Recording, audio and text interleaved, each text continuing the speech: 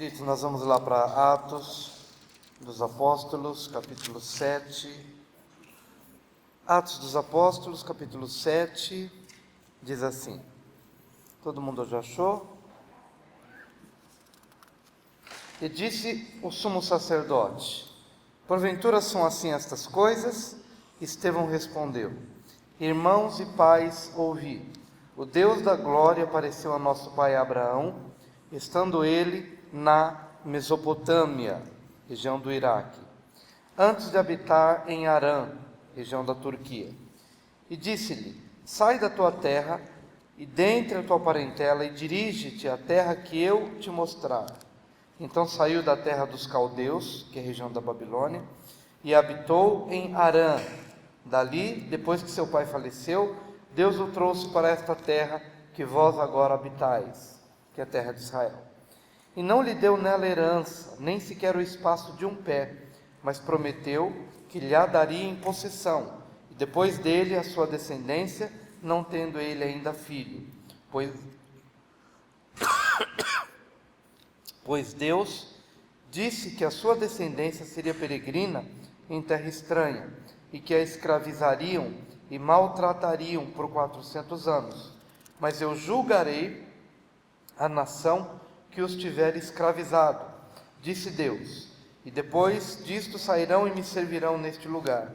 E deu-lhe o pacto da circuncisão. Assim então gerou Abraão a Isaque, e o circuncidou ao 8º dia. E Isaque gerou a Jacó, e Jacó aos 12 patriarcas. Os patriarcas, movidos de inveja, venderam José para o Egito, mas Deus era com ele, e o livrou de todas as suas tribulações, e lhe deu graça e sabedoria perante Faraó, rei do Egito, que o constituiu governador sobre o Egito e toda a sua casa. Sobreveio então uma fome a todo o Egito e Canaã, e grande tribulação, e nossos pais não achavam alimentos. Mas tendo ouvido Jacó que no Egito havia trigo, enviou ali nossos pais pela primeira vez. E na segunda vez, deu-se José a conhecer a seus irmãos, e a sua linhagem tornou-se manifesta a Faraó. Então José mandou chamar a seu pai Jacó e a toda a sua parentela, 75 almas. Jacó, pois, desceu ao Egito, onde morreu ele e nossos pais, e foram transportados para Siquém, já na região de Israel, e depositados na sepultura que Abraão comprara por certo preço em prata aos filhos de Emor, em Siquém. Enquanto se aproximava o tempo da promessa que Deus tinha feito a Abraão, o povo crescia e se multiplicava no Egito, até que se levantou ali outro rei que não tinha conhecido José. Usando esse de astúcia contra a nossa raça, maltratou a nossos pais, a ponto de fazê-los enjeitar seus filhos, para que não vivessem. Nesse tempo nasceu Moisés, e era muito formoso, e foi criado 3 meses em casa de seu pai. Sendo ele enjeitado, a filha de Faraó o recolheu e o criou como seu próprio filho. Assim Moisés foi instruído em toda a sabedoria dos egípcios, e era poderoso em palavras e obras. Ora, quando ele completou 40 anos, veio-lhe ao coração visitar seus irmãos, os filhos de Israel, e vendo um deles sofrer injustamente, defendeu-o e vingou o oprimido, matando o egípcio. Cuidava que seus irmãos entenderiam que por mão dele Deus lhes havia de dar a liberdade. Mas eles não entenderam. No dia seguinte apareceu-lhes quando brigavam e quis levá-los à paz, dizendo: homens, sois irmãos, por que vos maltratais um ao outro? Mas o que fazia injustiça ao seu próximo o repeliu, dizendo: quem te constituiu Senhor e juiz sobre nós? Acaso queres tu matar-me, como ontem mataste o egípcio? A esta palavra fugiu Moisés, e tornou-se peregrino na terra de Madiã, ou Midian, onde gerou 2 filhos. E passados mais 40 anos, apareceu-lhe um anjo no deserto do Monte Sinai, numa chama de fogo no meio de uma sarça. Moisés, vendo isto, admirou-se da visão, e aproximando-se ele para observar, soou a voz do Senhor: eu sou o Deus de teus pais, o Deus de Abraão, de Isaque e de Jacó. E Moisés ficou trêmulo e não ousava olhar. Disse-lhe então o Senhor: tira as alparcas dos teus pés, porque o lugar em que estás é terra santa. Vi, com efeito, a aflição do meu povo no Egito, ouvi os seus gemidos, e desci para livrá-lo. Agora, pois, vem, e enviar-te-ei ao Egito, a este Moisés que eles haviam repelido, dizendo: quem te constituiu senhor e juiz? A este enviou Deus como senhor e libertador, pela mão do anjo que lhe aparecera na sarça. Foi este que os conduziu para fora, fazendo prodígios e sinais na terra do Egito, e no Mar Vermelho, e no deserto, por 40 anos. Este é o Moisés que disse aos filhos de Israel: Deus vos suscitará dentre vossos irmãos um profeta como eu. Atente para esse versículo 37. E não deixe-me que eu me esqueça desse versículo. Este é o que esteve na congregação no deserto, com o anjo que lhe falava no Monte Sinai, e com nossos pais, o qual recebeu palavras de vida para vô-las dar, ao qual os nossos pais não quiseram obedecer, antes o rejeitaram, e em seus corações voltaram ao Egito, dizendo a Arão: faze-nos deuses que vão adiante de nós, porque a esse Moisés, que nos tirou da terra do Egito, não sabemos o que lhe aconteceu. Fizeram, pois, naqueles dias o bezerro, e ofereceram sacrifício ao ídolo, e se alegravam nas obras das suas mãos. Mas Deus se afastou e os abandonou ao culto das hostes do céu, como está escrito no livro dos profetas: porventura me oferecestes vítimas e sacrifícios por 40 anos no deserto, ó casa de Israel? Antes carregastes o tabernáculo de Moloque e a estrela do deus Renfã, figuras que vós fizestes para adorá-las. Desterrar-vos-ei, pois, para além da Babilônia. Entre os nossos pais no deserto estava o tabernáculo do testemunho, como ordenara aquele que disse a Moisés que o fizesse segundo o modelo que tinha visto, o qual nossos pais, tendo-o por sua vez recebido, o levaram sob a direção de Josué, quando entraram na posse da terra das nações que Deus expulsou da presença dos nossos pais até os dias de Davi, o que achou graça diante de Deus, e pediu que lhe fosse dado achar a habitação para o Deus de Jacó. Entretanto, foi Salomão quem lhe edificou uma casa. Mas o Altíssimo não habita em templos feitos por mãos de homens. Esse é outro texto que eu quero que vocês me lembrem. Mas o Altíssimo não habita em templos feitos por mãos de homens, como diz o profeta: o céu é meu trono, e a terra o escabelo dos meus pés. Que casa me edificareis, diz o Senhor? Ou qual o lugar do meu repouso? Não fez porventura a minha mão todas estas coisas? Homens de dura cerviz e incircuncisos de coração e ouvido, vós sempre resistis ao Espírito Santo, como o fizeram os vossos pais. Assim também vós. A qual dos profetas não perseguiram vossos pais? Até mataram os que dantes anunciaram a vinda do justo, do qual vós agora vos tornastes traidores e homicidas.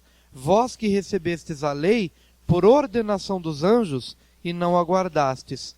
Ouvindo eles isto, enfureceram-se em seus corações e rangiam os dentes contra Estevão. Mas ele, cheio do Espírito Santo, fitando os olhos no céu, viu a glória de Deus e Jesus em pé à direita de Deus. E disse: eis que vejo os céus abertos e o Filho do Homem em pé à direita de Deus. Então eles gritaram com grande voz, taparam os ouvidos e arremeteram unânimes contra ele.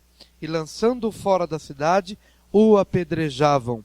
E as testemunhas depuseram as suas vestes aos pés de um mancebo chamado Saulo. Apedrejavam, pois, a Estevão, que orando dizia: Senhor Jesus, recebe o meu espírito. E pondo-se de joelhos, clamou com grande voz: Senhor, não lhes imputes este pecado. Tendo dito isto, adormeceu, e Saulo consentia na sua morte. Amém. Queridos, o capítulo 7 de Atos ele é muito importante para a gente rever e voltar para ele, porque ele praticamente ele é um resumo dos livros de Gênesis e Êxodo. Se você viu essa narrativa breve aqui, mas tem dúvida, quer chegar nos detalhes, hoje você pode ler os 50 capítulos de Gênesis, volta para casa, leia os 50 capítulos de Gênesis e leia pelo menos metade do livro de Êxodo, ou uma parte do livro de Êxodo. Não precisa ler tudo para você compreender o que está aqui no capítulo 7. Estevão, retomando um pouquinho para quem não estava ontem, apesar que o áudio talvez você possa ter ouvido. O capítulo 7 começa com Estevão, que era um dos diáconos do capítulo 6. Você se lembra que os 12 ficaram na palavra e na oração, mas havia uma necessidade de suprir a necessidade das viúvas, né? Então foram eleitos 7 homens. Qual a qualidade dos 7 homens? Boa reputação, cheios do Espírito Santo e de sabedoria. Então esses 7 homens cuidariam das viúvas, tá? Suprindo a necessidade delas. Então esse Estevão era um dos diáconos, mas a Bíblia diz que eles eram, né, os diáconos, homens de boa reputação, cheios do Espírito Santo e cheios de sabedoria. E dos diáconos, Estevão se destacou, porque por meio de Estevão, muitos milagres, muitos sinais se operaram em várias regiões. Só que as autoridades religiosas se levantaram contra a pregação de Estevão e disseram que ele estava falando contra Moisés, contra a lei e contra o templo. E o que ele faz aqui é uma exposição das escrituras da Torá, né? Os 5 primeiros livros da Bíblia, chamados pelos judeus de Torá, para nós é Pentateuco, mas Gênesis, Êxodo, Levítico, Números e Deuteronômio. Ele faz uma exposição, primeiro para dizer que ele não é contra a lei, nem contra a história. Tanto é que ele conta a história aqui com detalhes. Ele não está com a escritura aberta, falando para as autoridades. Ele fala daquilo que estava no coração dele, como todo bom judeu que conhecia de cor praticamente a Torá, as partes principais da Torá. Ele era um bom judeu, e agora um bom judeu cristão, que conhece as escrituras, que conhece o livro de Gênesis e que conhece o livro de Êxodo. Mas qual que é o objetivo desse conhecimento? Mostrar que desde quando Deus separa Abraão, Isaque, Jacó, os 12, ele está formando uma nação para que por meio dela venha o Messias, venha Jesus. O objetivo de Estevão aqui, de mostrar, olha, Deus tirou o nosso pai, o nosso patriarca maior, Abraão, tirou de onde? Tirou lá da região de Iraque, da região de Ur dos Caldeus, da região da Babilônia, hoje conhecida como a região do Iraque. Tirou o nosso pai daquela região, fez com que ele parasse lá em Harã, região da Turquia, e o conduziu então à terra prometida, que é a terra de Israel, onde vocês estão, falando das autoridades religiosas, a terra de Israel. Então foi Deus quem fez isso. Por meio de Abraão veio Isaque, seu filho, de Isaque veio Jacó, de Jacó os 12, né? Os 12 filhos de Jacó, e ele vai traçando então essa linha para que a gente possa depois chegar. Então ele pega ali Abraão, Isaque, Jacó, ele pega a tribo de Levi, embora ele não cita a tribo de Levi, mas ele fala de Moisés. Moisés é descendente da tribo de Levi, filhos de Jacó. Por meio de Moisés vem a libertação, porque esse povo, nos dias de quem? Nos dias de José, que é filho de Jacó. Para ficar mais claro, você tem que ler Gênesis e Êxodo. Eu estou aqui apenas citando alguns nomes, mas você tem que voltar para Gênesis e Êxodo. E se você tiver dúvida, pega um estudo que a gente deu aqui, Convergência Bíblica, que vai passar ponto por ponto todos esses elementos. Esse estudo está no site da igreja, www.insejecrib.com.br. Pega lá Convergência Bíblica e você vai ver toda essa linhagem bem descrita. Bom, nos dias de José, filho de Jacó, há uma grande fome, e o povo então sai, a família de Jacó sai da região de fome e vai para o Egito, porque José está como governador no Egito. E então a família de José morre ali, o pai de José, que é Jacó, morre também nos limites do Egito, e assim termina o livro de Êxodo. E a palavra de Deus fala que então depois de 430 anos é que viria a libertação. E isso acontece por meio de quem? De Moisés, que é da linhagem de quem? De Levi, que é um dos filhos de Jacó. Um dos filhos de Jacó é José, mas outro filho de Jacó é Levi. Dessa linhagem é que vem Moisés, que é levantado para tirar o povo do Egito. Assim termina o livro de Gênesis e começa o livro de Êxodo, para tirar o povo que estava no Egito, já agora uma grande multidão, e levar essa terra, esse povo, saindo do Egito, de volta para a terra prometida. Ok, queridos? Mas quando ele chega no livro quando ele cita Moisés, eu pedi que vocês me ajudassem a lembrar de um versículo, 37.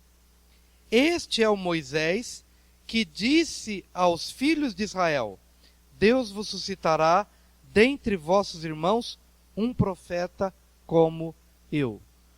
Por que Estevão vai contando Abraão, Isaac, Jacó, e aí chega em Levi, chega em Moisés, e quando chega em Moisés ele fala: olha, Moisés, que é venerado entre vocês, porque Moisés foi quem trouxe a lei para o povo. Então Moisés era a autoridade máxima para essas autoridades religiosas. Só que quando ele chega em Moisés, ele procura dizer o seguinte: olha, esse Moisés, todos nós conhecemos, que foi usado por Deus para libertar o povo e para trazer a lei, ele disse, foi ele quem disse, que Deus suscitaria um profeta, Deus vos suscitará dentre vossos irmãos um profeta como eu. De quem que ele estava falando?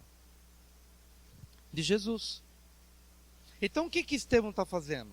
Está lançando na cara das autoridades religiosas que aquilo que Estevão está pregando não é contrário a Moisés, nem contrário à lei. Vai ao encontro, né? O de encontro é contrário, o ao encontro é a favor. Então, o que ele está falando aqui é indo ao encontro exatamente do que as autoridades religiosas tinham que crer. E se não criam, estavam em desobediência. Ele está apenas dizendo: gente, o que eu estou pregando aqui não é nada fora do que as Escrituras nos apresentam, desde Abraão, desde Isaac, desde Jacó, desde os dias de Moisés, e na própria lei e profetas. Exatamente. Então ele está entendendo aqui, olha, Jesus está inserido nas Escrituras do Antigo Testamento. O objetivo do estudo Convergência Bíblica, que eu quero que você estude, para quem não fez aqui ao vivo, o objetivo do curso é Convergência Bíblica. Todas as coisas convergem em Cristo. Todas as coisas convergem em Cristo. Então Abraão existe por causa de Cristo. Isaac existe por causa de Cristo. Moisés existe por causa de Cristo. A lei existe por causa de Cristo. Porque o fim da lei é Cristo. Todas as coisas apontam para Cristo. Por isso, chamar a atenção para o versículo 37, que Estevão está fazendo a sua própria defesa, no sentido de que, mostrando, não estou desonrando a lei, não estou desonrando Moisés, não estou desonrando os profetas, apenas todos eles já apontavam para Cristo, só que o Cristo já veio nos nossos dias e vocês não viram, e vocês não creram, e vocês não perceberam. Amém? Então ele passa por Gênesis, ele vai entrar em Êxodo. Lá em Êxodo, ele cita a questão do bezerro de ouro. Você só vai entender se você ler mesmo. Daqui não dá para a gente explicar, porque o tempo é curto. E o objetivo é só extrair coisas para a gente orar, mas eu tenho que explicar isso aqui. Ele lá no deserto, Moisés tira o povo, mas o povo está 40 anos no deserto antes de entrar na terra prometida. Lá no deserto acontece uma coisa grave. Qual coisa grave aconteceu? O bezerro de ouro. O povo, a idolatria. O povo deixou de ouvir a Moisés para dar ouvido aos demônios. E o que Estevão está querendo dizer com isso? Que se vocês hoje, sacerdotes e religiosos, exatamente, se vocês não ouvem Moisés no espírito do que Moisés procurou ensinar, porque foi Moisés quem disse que viria um profeta semelhante a ele, se vocês não ouvem Moisés, como o povo no deserto não ouviu Moisés enquanto Moisés estava no Monte Sinai, e lá no deserto confeccionou um bezerro de ouro, e Deus se apartou deste povo e trouxe juízo sobre o povo, vocês correm o mesmo risco. Porque o Moisés apontou Jesus. E nós aqui estamos apontando Jesus. Só que o povo nos dias do deserto, o povo se rebelou contra a mensagem de Moisés. E vocês hoje estão se levantando contra a mensagem de Moisés. Houve juízo para aquele povo que adorou o bezerro. Certamente haverá juízo sobre vocês que estão adorando uma forma de bezerro. Talvez não seja um bezerro de ouro, mas seja um outro tipo de bezerro. Seja uma adoração a uma religião, adoração a uma posição. Vocês estão mais apegados a uma posição do que propriamente à verdade das Escrituras. Será que a gente já não tem coisa aqui para orar? Não é verdade, queridos? Como que a gente pode, então, pegar isso aqui no nosso coração? Olhar para as Escrituras, ver qual a direção desde Gênesis, porque a Bíblia não se contradiz. É de Gênesis a Apocalipse, alguns estudiosos dizem que há um fio escarlate, há um fio vermelho, de Gênesis a Apocalipse. Que fio vermelho é esse? É o sangue de Jesus. É Jesus. Tudo a Bíblia aponta para Jesus. Tudo. E a gente tem que olhar para as Escrituras vendo Jesus. Vendo Jesus em Raabe, vendo Jesus em José, vendo Jesus em Abraão, vendo Jesus em Jacó, vendo Jesus. Esse foi o objetivo da convergência bíblica. Vendo Jesus em Moisés, vendo Jesus em Davi. Ok. Quando eles saem lá no deserto, eles edificam um tabernáculo móvel, que vai ser um lugar da manifestação da presença de Deus. Só que esse tabernáculo móvel, ele se torna fixo. Qual que é o outro versículo que eu pedi para ler? 48. Ok. E ele vai então, antes de chegar no 48, ele fala do tabernáculo que foi levantado no deserto, uma habitação, mas depois, nos dias de Davi, ele desejou levantar um templo, que não foi feito nos seus dias, mas nos dias de Salomão. Mas no versículo 48, ele exatamente vai dizer: mas o Altíssimo não habita em templos feitos por mãos de homens, como diz o profeta: o céu é o meu trono e a terra o escabelo dos meus pés. Que casa me edificareis, diz o Senhor, ou qual o lugar do meu repouso? Por que ele chega na questão do templo? Porque se você vai chegar no capítulo 6, vai ver que a acusação contra Moisés, qual é? De que ele estava falando contra o templo. Né? O que estavam acusando Estevão? Qual era a acusação contra Estevão? De que ele estava se levantando contra o templo.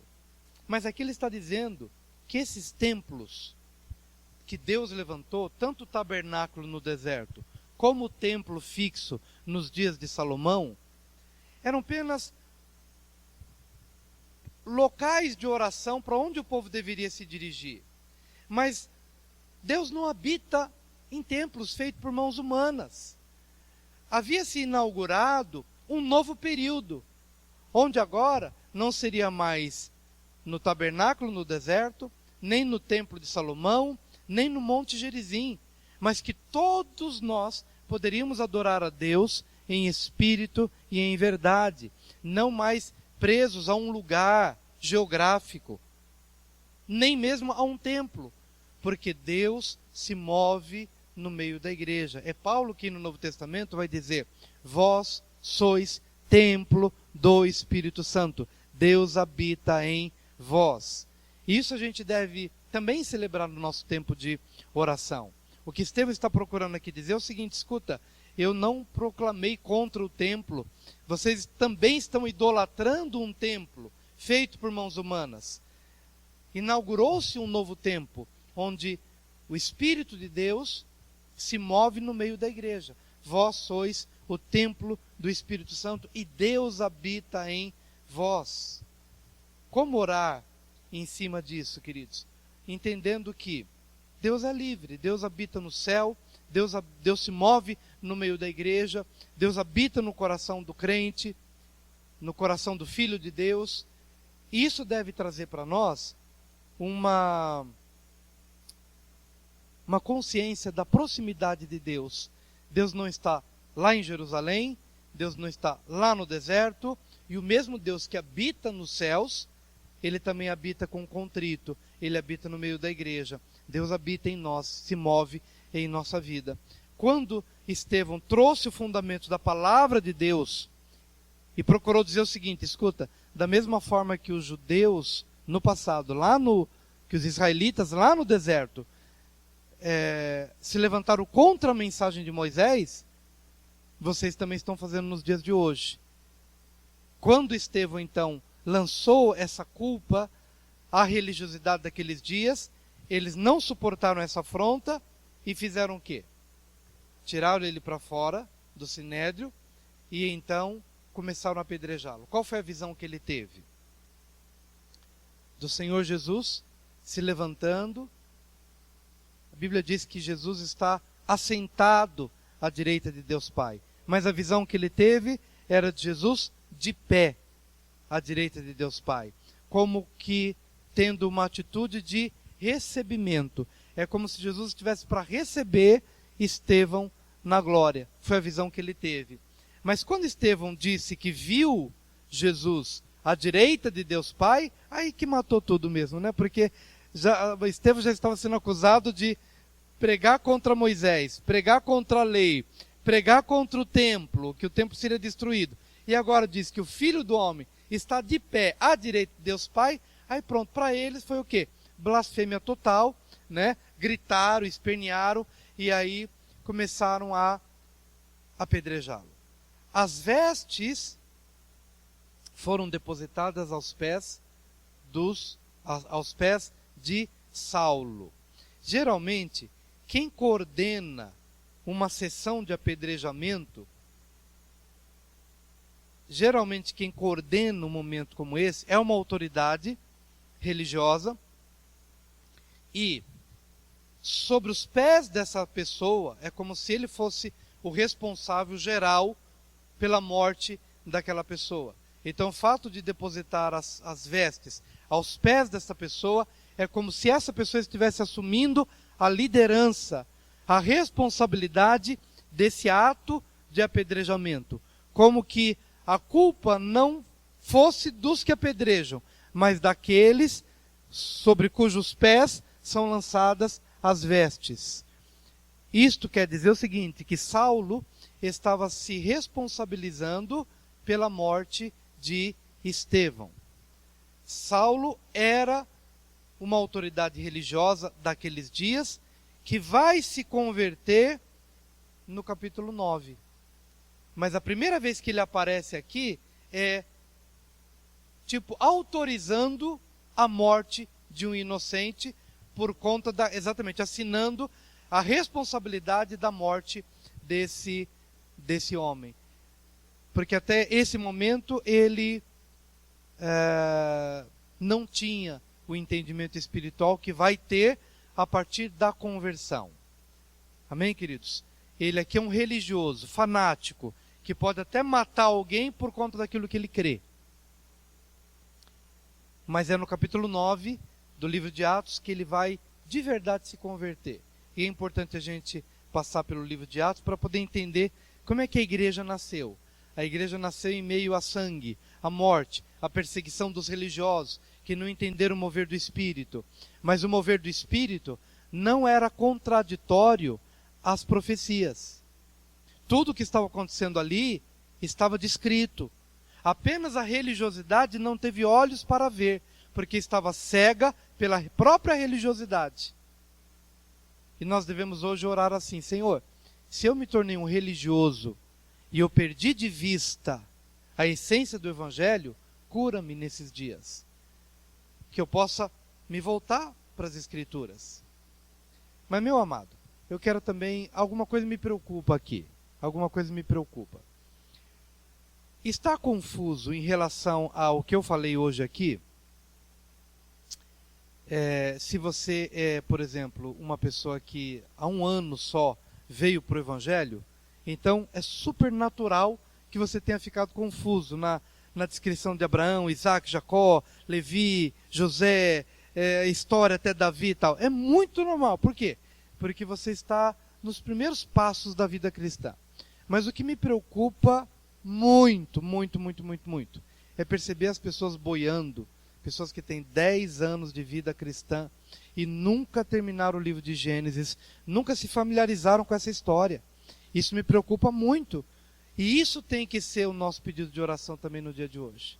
Porque se você tem tantos anos de vida cristã, até desenvolve um ministério na igreja, mas está nas nuvens em relação ao que Estevão falou, está nas nuvens em relação ao que a gente falou, confesso que eu tenho até dificuldade de tentar resumir, porque não dá para a gente resumir um livro e meio, né, numa descrição assim. Eu vejo que tem que voltar para Levi, mas eu tenho que falar de José.